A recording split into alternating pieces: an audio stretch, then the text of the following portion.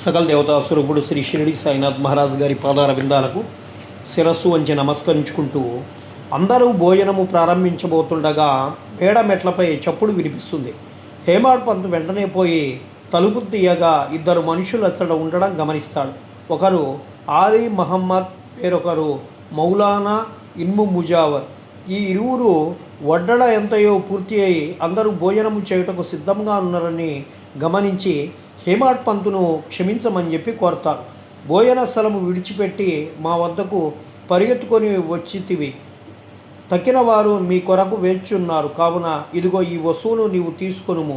ఈ తరువాత తీరుగ్గా వృత్తాంతమంతయు తెలిపెదమని చెప్పి అట్లంచు తమ చంకల నుండి ఒక పాత వార్తాపత్రికలో కట్టినటువంటి పటమును విప్పి టేబుల్ పైన పెట్టిరి. హేమాడ్ పంతు కాగితమును విప్పి చూసరికి అందులో పెద్దదగు చక్కని సాయిబాబా పటముండెను. అతడు మిగులు ఆశ్చర్యపడను.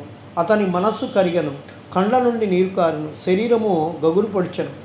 అతడు వంగి పటములో ఉన్న బాబా పాదాలకు నమస్కరించి, బాబా ఈ విధంగా తన లీలచే ఆశీర్వదించమని అనుకున్నాను. గొప్ప ఆసక్తితో నీక పటమెట్లు వచ్చిన ఆలీ మహమ్మద్ను అడుగుతాడు. అప్పుడు ఆ పటం యొక్క ఎంగడిలో కొంటిననియు దానికి సంబంధించిన వివరాలనియు తర్వాత తెలియజేసేదని తగిన వారు భోజనమును కనిపెట్టుకొని ఉండుటచే త్వరగా పొమ్మని చెప్పి వారు చెప్తారు. హేమాడ్ పంతు వారికి అభినందనలు తెలిపి భోజనశాలలోనికి పోతాడు. ఆ పటమును బాబా కొరకు వేసినటువంటి పీటపై పెట్టి వండిన పదార్థాలన్నీ వడ్డించి నైవేద్యము పెట్టిన పిమ్మట అందరూ భుజించి సకాలమున పూర్తి చేస్తారు.